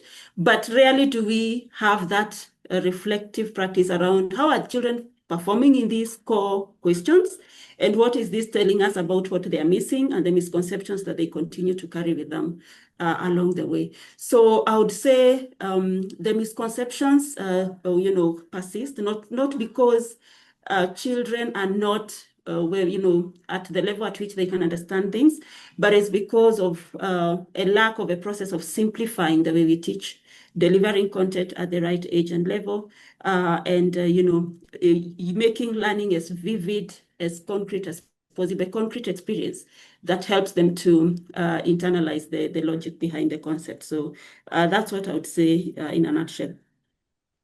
Thank you, Virginia. Formative evaluation will help us to have reflective practices and make learning as vivid as much as possible. Vincent, what is this weak link between formative evaluation or generally classroom assessment and from your perspective as a curriculum expert? Thank you.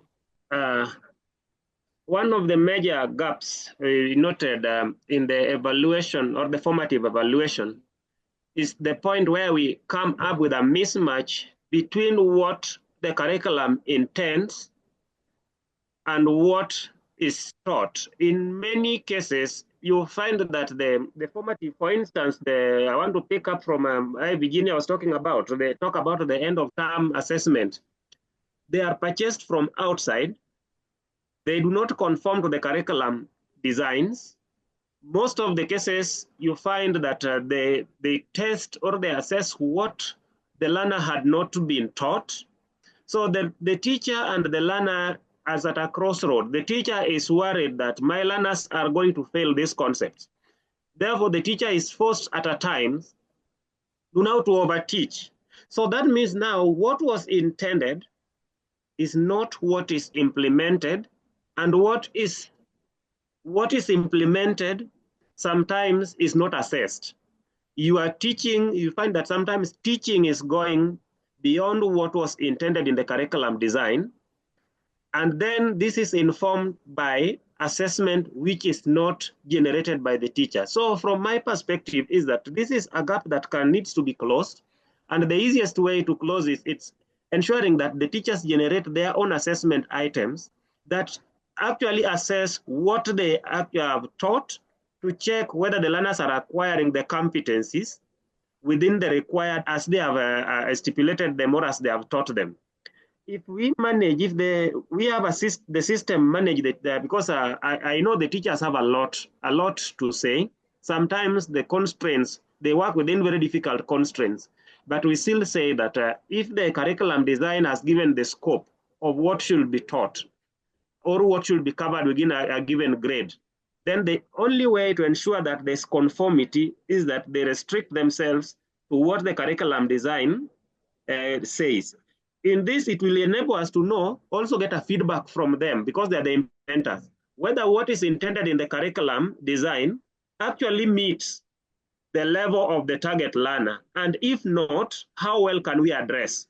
But if we are having a mixture of teaching going ahead and to and fro, we end up in a situation where we do not know exactly where the gap is. Is the gap the learner given sufficient information, or is the learner given different pedagogies to help them acquire the concept, or is the concept above their level? It becomes very difficult at a point, as from the curriculum perspective, to know, to judge, particularly in the cases where there's overteaching, as we had said earlier.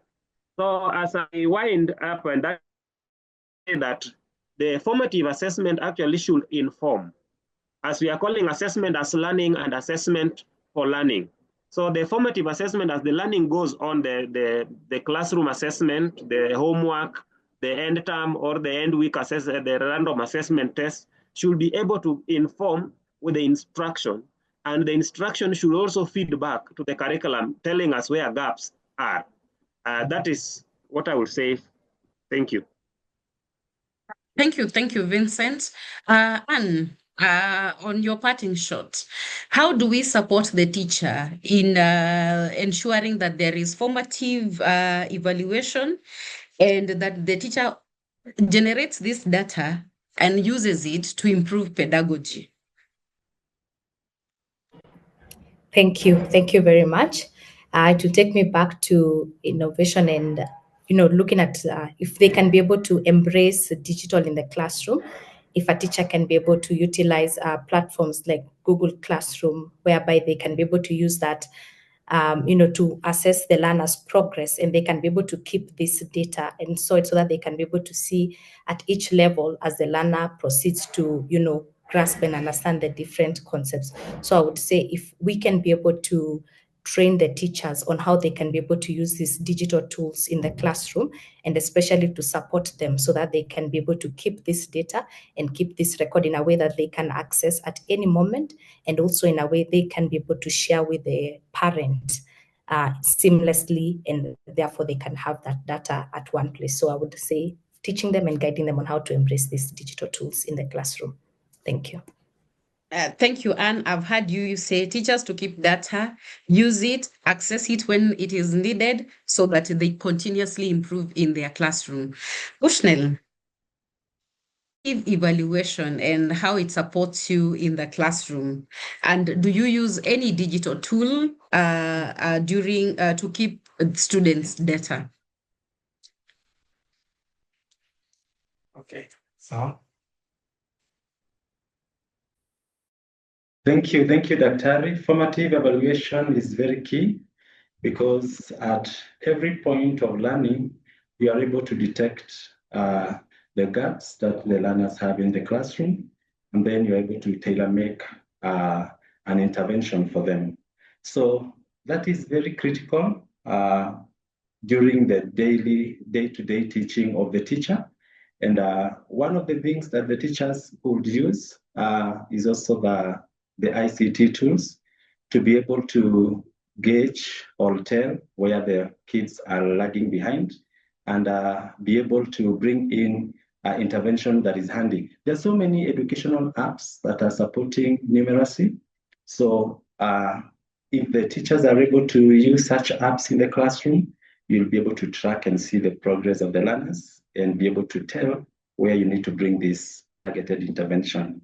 Over to you, Dr. Ari. I will not let you go. I just want to hear whether if you've used these tools, have you engaged parents to have a conversation with that data? Yes, Dr. Ari, we have used the tools, and we've also engaged parents at some point to be able to look into the data and see what we can do to support their children learning. So yes, that we've done that, and the need that there is that we need to have more parental empowerment and engagement, so that parents are able to be responsible for their own children, because sometimes you call meetings, you don't get 100% of the parents turning up. And therefore, you have this particular group of parents who are moving with you, but there's this another group of parents whose kids may be lagging behind, but you're not getting that kind of support that you require from them back at home. So we've engaged parents, and this is also a platform. All of us are parents calling upon us that when we are called to school by the teachers, please let's show up so that we can help these young ones to be able to gain the mastery of the concept that they need in numeracy. Thank you, Dr. Ari. Thank you so much, Bushnell. You've introduced a new topic. We'll ask Walter to have a whole webinar on parental engagement. Allow me at this point to bring in Ingrid to summarize this for us in terms of where is the place of formative evaluation in the improvement of foundational numeracy? Ingrid. Thanks, Lydia. And thanks to all the panelists. It's been such a wonderful conversation, bringing in the aspects from the classroom, the research side, innovation. What a lovely group of inputs we've heard. I think I need to go back to what Virginia has said in terms of using our formative assessment, and even some comments she made in the chat. I think maybe it was also Vincent who mentioned using using your data to reflect. So the reflection, the teacher reflection, which Peter has also said he does. Of course, Anne is innovating for us and supporting the teachers in doing that. So I can't say how much I believe in the value of reflection and the use of data to inform teaching. It's like up to the sky. That's how important it is as I see it. Because the use of data to inform our teachings means that we're not just reflecting in what could be maybe an emotional way because we feel things deeply for the children, in maybe a misinformed way, because we develop a notion. Sometimes I work with teachers, and I'm sure in the Zizi project, we saw it as well. Teachers say nobody can do this or everybody can do that. And then they look at the data and they say, oh, wow, that's not what I thought, you know. So you build a perception maybe on one child that you apply to everybody, or all the children that you then apply to one child. So I think the use of data to inform teaching, so which is the use of our diagnostic in assessment, that is got to be a cornerstone. And if we can use it and apply it to our place value concepts to look at where it's going, then Virginia, we can, I think. And I think that's a challenge for us, and we should go towards that, define the transition points clearly, carefully, in a way that teachers can interpret them and use them. And teachers can support us as we develop those things to say, yes, no, this works, that doesn't work. Then we will maybe, and we hope, because we must, move the children towards a better understanding of place value and ability to operate with numbers. So let's hope we'll get there together. Thank you. Thank you so much, Ingrid, and thank you to all my panelists. Ingrid, all the way from South Africa. We can clap for her. Thank you very much to Virginia leading us in this. And I want to believe from this conversation, a lot again is in our hands to continue working. Very glad to have had Anne with us. And you can see how much we appreciate the innovations that you're developing with your other colleagues in that space. Bushnell, a lot of respect for you and the classroom practice and bringing that practice to us and hearing that you do appreciate the use of data. And Vincent, we will never say thank you enough to you for all that you have told us. And we are carrying with us that there could be a problem of us misteaching. I like that Ingrid has finally given us the assignment that maybe we need to define the transition points for teachers so that then these teachers will not overteach. With all this, I want to say, ladies and gentlemen, let us applaud the panel once again as we celebrate the teacher in us, every one of us, and also the teachers that made us. And back to you, Walter. Thank you, Lydia, and thank you to the panelists. That has been a really enlightening session. I believe I'm speaking for all of us when I say that we have really learned a lot from this session. And I know that there are some questions that have come up from on the chat. Maybe Lydia, you could just run through those so that people can the panel can respond to those as we close and get other people's and get to the teachers' celebration. Maybe Walter, I'll read one or two. So Anne is asking, maybe there's need to expound more on how to implement group-based learning, especially in low resource. I want to believe, and you could even write more to us so that we are able to share with everybody else who came to this webinar. Then I can see we have somebody from Gambia. I think they were registering their presence in this webinar. I don't know whether I can be able to. So Virginia has said the onus is on us to really make it clear that these transition points look like, and leverage formative assessment in the classroom to support teachers to make these decisions really quickly in the course of teaching, so that no learner is left behind. I want to believe so. Yeah, Walter, let me stop at that so that we can celebrate the teacher. Okay, thank you, Lydia. I want to just share a link for us to write in something for our teachers.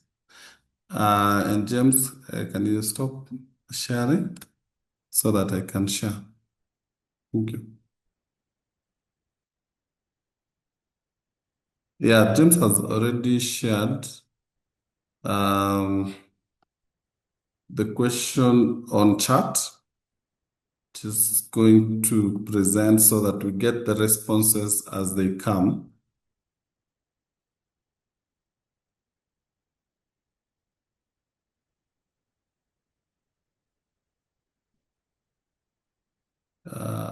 So please click on that link and write something for you, one sentence to celebrate a teacher.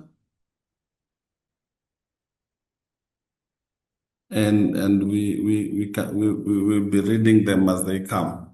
So I'm happy that I was lucky to be made in their hands. May the Lord bless them for me.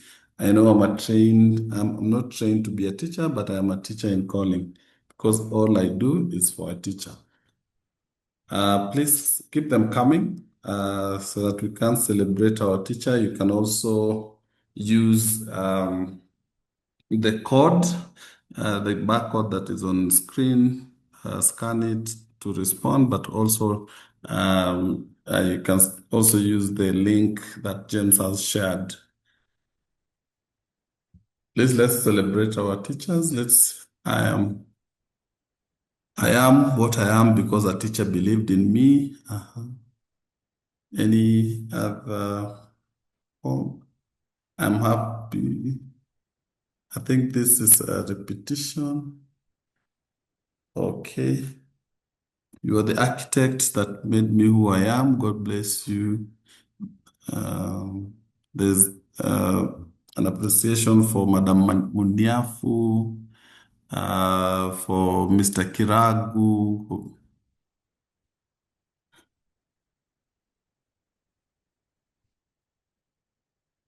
Yeah, keep them coming.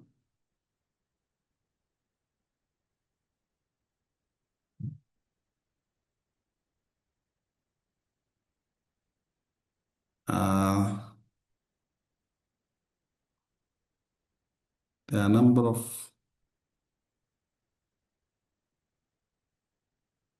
I think there has been about 13 responses. Teachers are co-creators of destinies. Teachers are the backbone of our society. Without them, we cannot progress. Well done, teachers. You are backbone to the future of our children. From Dr. Adu, Learning Mastermind. Thank you for believing in me. Teachers you saw potential in me before I could see it in myself, and that changed everything. John Dewey once said that without a teacher, no learning is taking place. Dear Mr. David, thank you for believing in me, identifying my communication gift, giving me a platform to express this gift.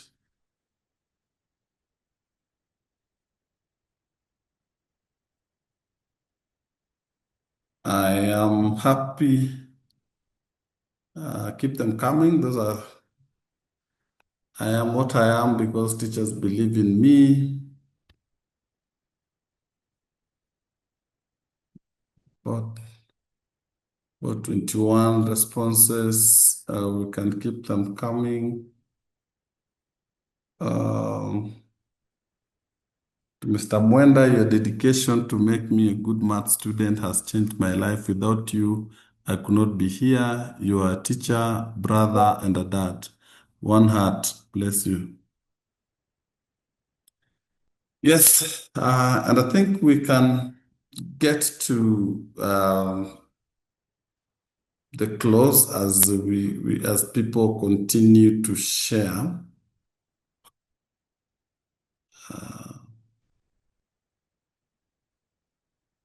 Can get to the closing as people continue sharing.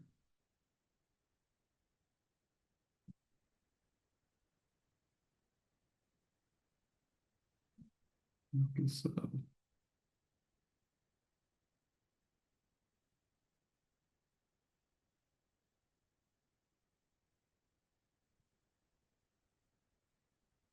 we can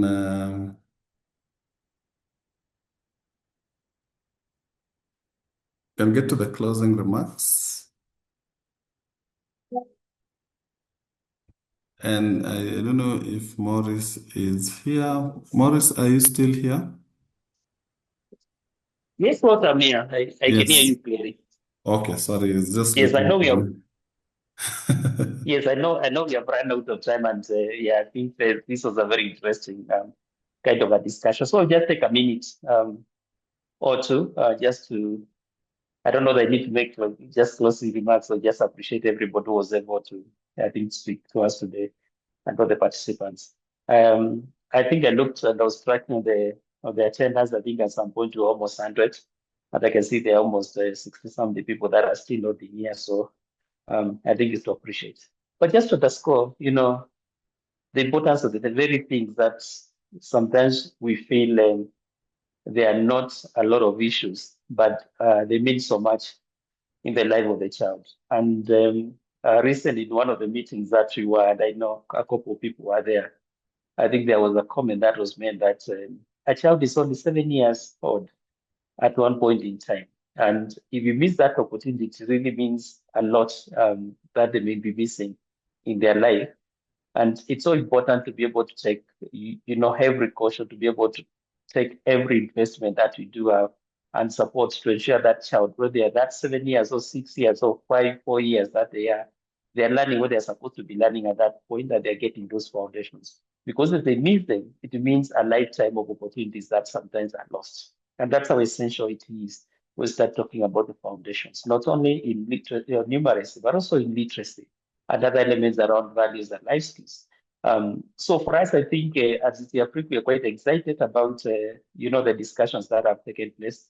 We are quite excited about, the passion that we are seeing from the different people in terms of improving, learning within our context and beyond. But we're also excited about the opportunities that it really provides for us to be able to work together, to be able to learn together, and to be able to program together to see how we can be able to improve and support our children to be able to learn and get those foundations that will set them, for the entire, education system, but also at this transition to the world of work as well. Then the second thing that just to say, just appreciate everybody. I know there are a lot of information that was shared. Unfortunately, we never had a lot of time to share, and discuss questions that people have. So kindly continue typing them there. But more importantly, we just appreciate our speakers, starting with Poland, going to Martin, but also the Action Foundation, Shira, I think sharing about the work that you are doing. And I think one of the key elements that we need to bring within our work is around issues of, special needs. And I think one thing that I got from Shira is that children have, disabilities, but in the classroom they're learning and they never know, we never appreciate those disabilities. Yet we need them to be able to move together and be able to get the knowledge that they really need to build the foundations. But these may be happening differently because you also don't recognize where they're picking it from. Our panelists, Virginia, Bushnelan, Ingrid, Vincent, I think our friends, we really appreciate about this reflection, and I think it's got me thinking about how much knowledge that we do have here and how much we can be able to co-create together and be able to test within our classroom so that our children can be able to learn. But more important, I think it's just appreciate everybody here, but also our children that are in school that we are trying to think about them. They undergo so their own experiences, and I don't know we can be able to bring their voices and experiences into this. And I know partly Poland brought that, but I think those community conversations with them just to tell and understand where they also go when they are being taught. Concepts sometimes be told that a simple concept in a very difficult way. Then what does it really mean? What goes around in the mind of that child? And lastly, to our teachers that we are celebrating today. And then I think they're doing amazing work within the classroom, and it's good to recognize them despite, the challenges that we are facing. I think they face a lot within that classroom, and sometimes they teach in very difficult circumstances and situations, but they try to put their level best in order for them to be able to achieve. So I think we just really need to appreciate them, and as we were closing, I think we talked a message to them. Kindly find time to also reach to that teacher that impacted in your life, or even the one that you thought was very, so strong in the school, and possibly you're running away from him or her. Possibly that's the teacher who made you to be who you are today. With a message, just a message of a hi, and telling them they have really contributed something to your life. Otherwise, I need to stop you there, and I want to just to say thank you and thank you again. And I hope we can have more series of these conversations so that we can share learning moving forward. And thanks, I think, Martin as well. I think one of the key things that we haven't seen is around the analysis of the data that is already existing. And one opportunity that I really see, Martin, that possibly may not have highlighted is the use of that data to start telling the story around the learning areas, but what we are getting into the specifics of numeracy and see where children performing, where they're struggling, and how we retool our teachers based on that information. Thank you, and have a blessed evening.